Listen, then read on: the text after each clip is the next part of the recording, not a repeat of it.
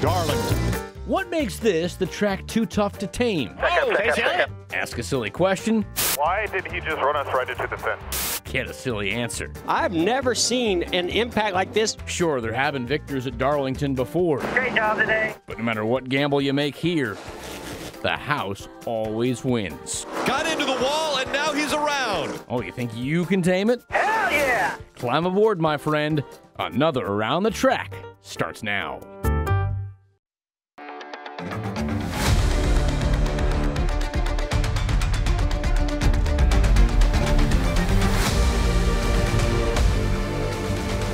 Darlington is the destination, and we're throwing it back into an old school edition of Around the Track. Welcome inside Around the Track. I'm Gabe McDonald, and he is Mike Lissette. Yeah, Carla Gephardt is out on assignment this week, but you will see her today. That's because she's bringing NASCAR's most popular driver, Chase Elliott, in the Garage Confidential. Plus, we're giving you a peek at old school paint schemes you'll see this weekend on the track. There's no time like the present to do it, so let's go ahead and get into the Goodyear 400 coming up at Darlington Raceway. They call her the Lady in Black, the track too tough to tame, but no matter what you call it, Darlington is a track that's produced Hall of Fame finishes and Hall of Fame winners. It's super easy to get into the wall here. Why? Well, the wall sticks out a bit in places, which causes some chaos if you're not careful. Too high, you're hitting the wall. Too low, you're hitting the wall. Don't forget, teams will go through tires like crazy here, so pit strategy is key.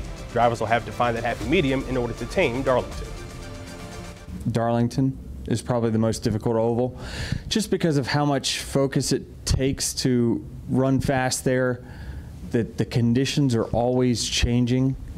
The grip level of the track changes. How close you have to run to the wall to make your car run quick. Just all those things, just the difference in the turns 1 and 2 versus 3 and 4, all those things are just really, really difficult to wrap your head around, and why it takes guys sometimes a long time to get good there. As it's changed, you know, I still love it a lot, but when we had to redo turn 2, obviously I was a little soured by that, but it's still a very difficult racetrack. It's a lot of fun to race. You're racing your other competitors out there, but you really have to battle with the racetrack every lap. So I've always loved it. You know, I love what the sport does, is getting all together. Everybody's doing that. Something really cool all the time. Cool storylines, but also not just the cars, but the team members dress up, the fans dress up, the TV always does something cool. Just a neat experience for everybody. Tough to tame indeed. Let's do Darlington by the numbers. We'll go 400 miles over 293 laps. Let's say this right away. Every single one of our drivers are in trouble, and that is because they are working on Mother's Day. Now, sure, offering up a card would be just an awesome way to get back into good graces, but so would a victory on this holiday. It's what 3 of our drivers have done before, talking about William Byron, Joey Logano, and Martin Truex Jr. Now, it's likely our winner will not be coming from out of nowhere. That's because history tells us qualifying in this race is key. 83% of winners have come from top 10 starting positions. In all, in the lineup, there are 8 drivers who have won here at the Lady in Black. Danny Hamlin, who's been hot, leads them all with 4. And with Carla already on her way to the All-Star race in North Wilkesboro, she told fellow Dirty Mo media star and writer for The Athletic, Jordan, that, you know, you had to stay back and kick it with us to break down Darlington. Jordan, welcome back into the show. You actually saw a different type of racing this past week. Tell us about that. I was in Miami for the Formula One race, and quite a bit different, quite a different energy and vibe, and I fit in much better over there with the suit choices that I like to wear. Yeah, a little flamboyant out there. That's definitely your style from what we've seen here on the show. All right, back to the world of NASCAR for a second. Darlington is a track that drivers love because of all of its imperfections. It's a challenge why they do call it a track too tough to tame. It is NASCAR's toughest track. To run here, to win here is really hard. It is an accomplishment of itself, and the track is irregularly shaped, right? It's an egg shaped, right?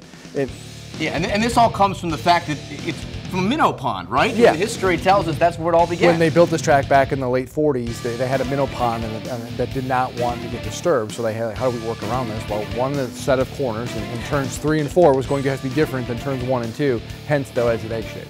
And normally we talk about, you know, who can catch up to Hendrick and JGR, because those are the top 2 teams that we all talk about. But as of late, we're really just talking about Hendrick because we saw Kyle Larson win once again. We're going to get to the finish in just a bit because that was pretty crazy. But it's turning out to be a banner year for Mr. H and the whole team as a whole. Would you say it's cup or bust right now for the Hendrick team? I mean, certainly it looks that way. I mean, they are winning races. They're leading a lot of laps, and really they've got depth in the organization. But I would a little push back a little bit that it's just Hendrick right now. Gibbs is right there. Denny Hamlin won a couple weeks ago at Dover. Like, Denny Hamlin's got 3 wins on the year, 4 if you count the preseason clash. Martin Truex Jr. is second in the point standings. We're going to talk about him later. The Gibbs guys are really, really good. They're going to get their wins. But 3 of the guys at Hendrick have wins. They do. Chase, William, and obviously Kyle. Why hasn't Alex Bowman gotten into the victory lane yet? Slow start to the start of the year. Wasn't qualifying well, and really not qualifying well, it's hard to pass sometimes. When you start in the back to get to the front, it's not easy to do. He's qualifying much better, and now he's running much better. You look at his finishes, they're starting to improve. Wouldn't be surprised to see him in victory lane maybe Sunday, maybe down the road in a couple weeks at Charlotte. Now, we all know the lady in black loves to eat. Talk about rubber. Tire wear going to be a big issue, Jordan. How can teams get around the field without losing too much time on those 4 tire stops? You got to manage your tires. You really have to know when to push. You have a lot of long green flag runs at Darlington, and you think, well, I just need to get to the front and run as hard as I can. No, conserve your tires. Sometimes it's better to run 3rd or 4th and save your tires, and then for a longer run, you have more speed at the end there and you're able to pass guys. It's a little bit of gamesmanship. The one thing you're going to see here, though, is because tire wear is so high, pit stops are critical because any opportunity you have to hit pit road, you are going to do it, which means if you pit more, there's more opportunity for mistakes. And we have seen a lot of mistakes this year on pit road. 13 sets of tires, which I believe is equal to what they do at the Coke 600. Yes. They're going to use all of them, aren't they? They will use all of them. Put it this way, there's been races way back in the day at Darlington, they would literally go in the infield and take wheels off of cars, passenger cars in the infield. They were so hard-pressed to find fresh rubber. Now, you got to look at these pit crews, too. I mean, a lot of these guys, former SEC athletes, what's going through their mind when they're making these stops? Because these are really critical with the strategy and how they want to win this race. Don't make a mistake. We have to be perfect here. Every split second. We're seeing 8-second pit stops, which is unfathomable. They have to be absolutely perfect, and it is so hard to be perfect on these cars with these way pit stops are now done. You make a bumble, you stumble a little bit, whatever, it's going to cost you. It can cost you 3-4 spots. We saw Denny Hamlin last week twice lost 7 spots on pit road. It's really hard to overcome that adversity. Now we got to talk about the finish, of course. The closest finish in NASCAR history, Kyle Larson getting that win. Now Chris Buescher says he's actually still reeling a bit, still feeling the type of way about it coming so close. But NASCAR, they gave us some insight about the win, and they even talked about the finish line. That's been a big talk to about it. It's not exactly painted straight. And of course, they use the same cameras that they use on a lot of major events like the Olympics and the Kentucky Derby as well. Did NASCAR get this right? 100%. There is no doubt. NASCAR, when it comes to scoring and stuff like this, especially when it comes to the finish, is spot on. They have cameras set up at the start-finish line that when a car crosses there, about 6,000 to 8,000 frames per second it takes those images, and then they're able to process from that who won the race. So when Kyle Larson's splitter, that he won by basically, hit that line, that's when the camera starts clicking, and they were able to determine off of that Kyle Larson technically crossed that finish line first. NASCAR got this right, and in these situations, they almost always deliver. Denny Hamlin was upset about this. He was saying, that time right there, that's impossible. But, I mean, to me, a difference is a difference, right? Yeah, it is. I mean, you can look at the photo. I mean, NASCAR's provided this image, and it's clear when you look at the photo. It is by the slimmest of margins, but Kyle Larson won that race fairly. We'll see if we have another close finish this week. We've got plenty more to come on Around the Track, including a chase for the story. So I'm not sure anybody really cared at that point. So who is responsible for making Chase Elliott late for school? That would be none other than Dale Earnhardt Jr. So what exactly happened, and what does that have to do with Darlington this weekend? Find out in Garage Confidential coming up. And free agency in NASCAR is called the silly season, and it's off to its earliest start ever, with one driver saying goodbye to his current team. We'll tell you who that is coming up. Plus, we're about to put on a fashion show like you have never seen. And we're not talking about our suits here, even though we do look pretty good, but almost every car on the track at Darlington is going back in time. We'll show you some of our favorites coming up when Around the Track continues. Back here on ATT, and if you watch Around the Track, then you know that multiple reports say Stewart-Haas Racing is considering selling one of its charters. Well, sources now tell us that it's 2 charters, and Front Row Motorsports is the most likely landing spot. Currently, the team has 4 cars in the Cup Series, and the team has yet to renew its deal with Ford Performance, which is leading to even more speculation. Chase Briscoe, Josh Berry, Ryan Preece, and Noah Gragson currently make up SHR's Cup lineup. No word on which of the Stewart-Haas drivers that it would affect. And silly season has come early. Shocker in the NASCAR world as Michael McDowell announced he's leaving Front Row Motorsports at the end of the year to join Spire Motorsports. He'll drive the 71 and team with Corey LaJoie and Carson Hocevar. Zane Smith is moving to Trackhouse, which made his ride available.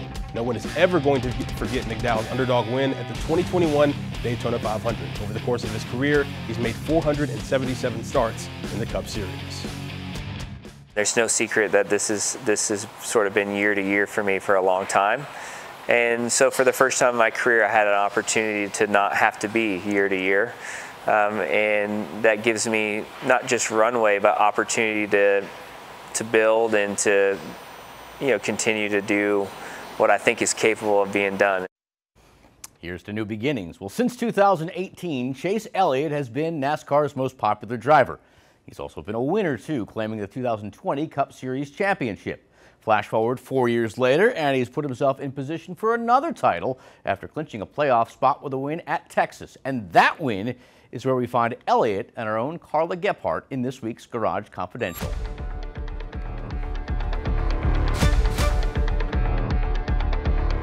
Was there a sense of relief with that win at all for you and your team? Just kind of the pressure of it? Definitely a sense of relief, but again, more relief in just how we've been running.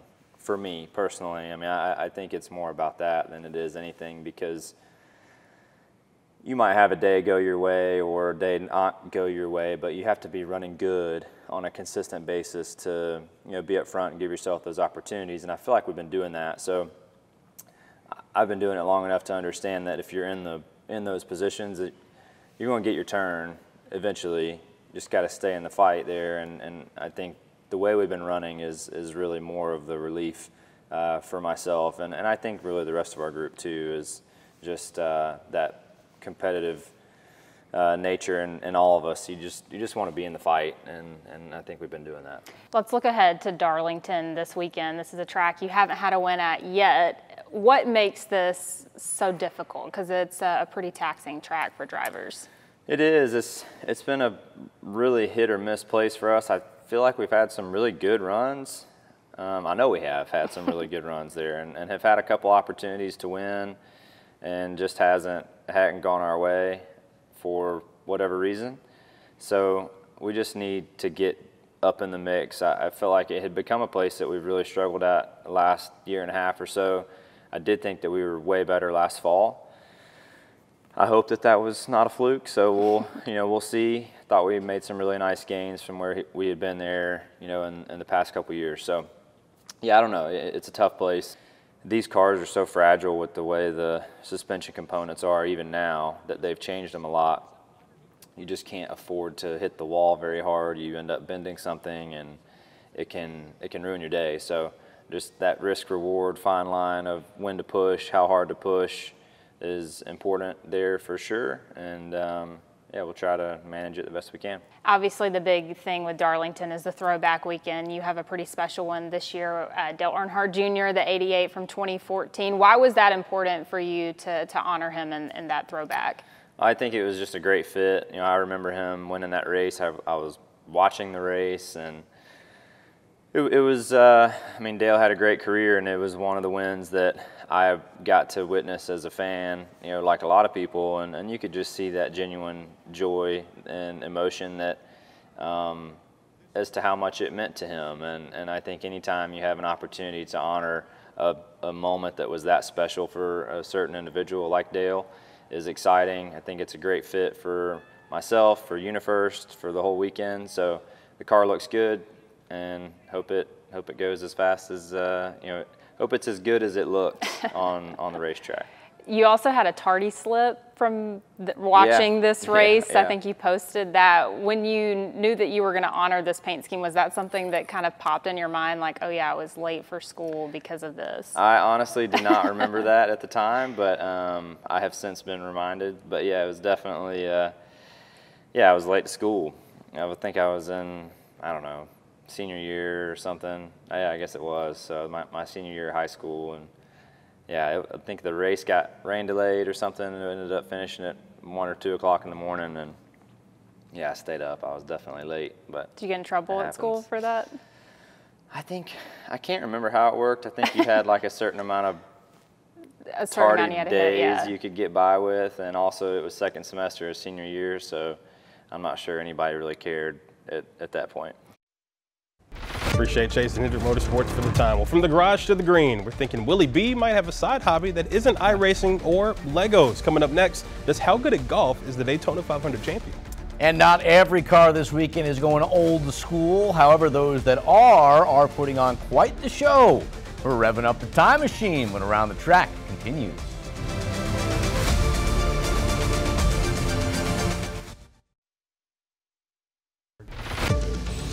Back here on Around the Track, and do not adjust your TV screens, folks. Yes, that is William Byron golfing in this week's Wells Fargo Championship Pro-Am at Quail Hollow Club in Charlotte. He got to golf alongside PGA Tour pro Sepp Straka and impressed a lot of people out there with his swing. Now, no 24 gear out there Wednesday. He was sporting support for his Carolina Hurricanes with the nice lid. And while it was a good day on the links for the Daytona 500 champion, he's not quitting his day job anytime soon. Yeah, it's going well. It's a lot of fun. So just early on, the first hole is really long, so I'm having a good time. Awesome to be out here. I'm really excited. It's cool to meet Sepp and kind of be out here. Byron's apparently a big Hurricanes fan, by the way. Well, we have been talking about it all show. This, ladies and gentlemen, is NASCAR's Throwback Weekend. And while not every car is going old school with the paint schemes, the ones that are sent us, nicely down memory lane. So let's start with the most iconic one, at least in our eyes. It's Kyle Larson's tribute to the Iceman. He's another Hendrick driver and a former Cup champ in Terry Labonte. Guys, this Terry's ride for most of his career. Granted, he had a serial on the front of the Hendrick, but you'd never know that looking at it. Jordan, does this take you back to simpler times? Yeah, 1996 Cup Series champion Terry Labonte. And what I like about this, though, is one, it's the same team, right? Hendrick Motorsports and the same car number. So that there's a nice link there, kind of, passing the baton, if you will. The great colors here as well. I mean, looking like an old school cornflakes box. So I love it there. It's definitely good when it just reminds me, just a Saturday morning waking up, getting some stuff. Don't call this the Frosted Flakes car. I guess that's what you're saying unofficially. Well, Tyredic's Moneyline 45 screens 1980s lure. His car pays homage to Tim Richmond and his 1982 Daytona 500 car. Now, here's the crazy part. He didn't qualify for the race, but won a consolation race that NASCAR used to run Daytona weekend for cars that didn't get in.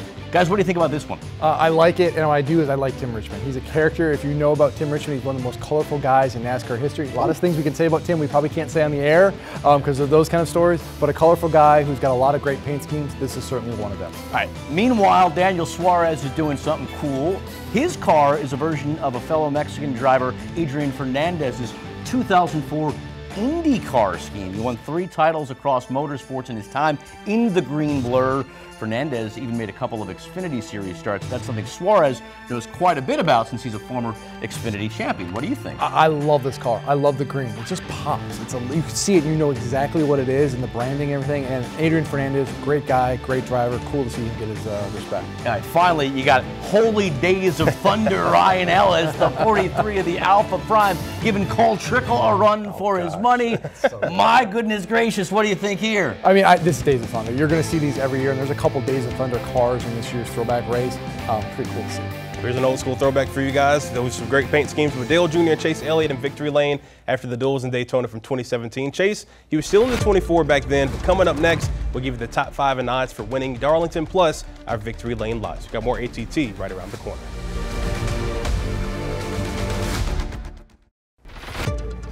Well, folks, we are headed to All-Star Race next weekend, and we just so happen to have the guy making all the headlines this week. He's the current driver of the 34, future driver of the 71. He's Michael McDowell, and he'll be in Garage Confidential. That's next week on Around the Track. Check your local listings. All right, well, here we go. The sports books continue to be unoriginal, and well, hey, it's for good reason. Last week's winner, Kyle Larson, is yet again your garage favorite at 4-1. Denny Hamlin, he is next at 5-1. Someone we haven't seen in the top 5 odds the last few weeks, Martin Truex Jr., he's at 6.5-1 to win at Darlington. William Byron, he's 7.5-1, as is Tyler Reddick. All but one man on this list is already locked into the playoffs. Of course, see if MTJ can get it done in Darlington. So we've got the info, we've got the speed, and it's time to make our Victory Lane locks. And Jordan, you have the honor for kicking us off. Who you got to win it at Darlington? It's got to be Martin Truex Jr. He is so good here, and I know Kyle Larson and Denny Hamlin are going to get a lot of love, justifiably so. But when you look at Martin Truex Jr. here, second in laps led among active drivers. His number of wins here is only trails Denny Hamlin. He's really, really good here. He's overdue for a win this season. Been running really, really well the last few weeks. Just needs to kick that door down to victory lane. This is a great opportunity for him to do that. So we got one Toyota down. Mike, who are you picking to win? I'm going Denny Hamlin. I know that's not really going on a limb here. Yeah. Didn't win last week, but he was right in the mix. Already got 3 wins this year, plus, as you just mentioned, the 4 victories at Darlington.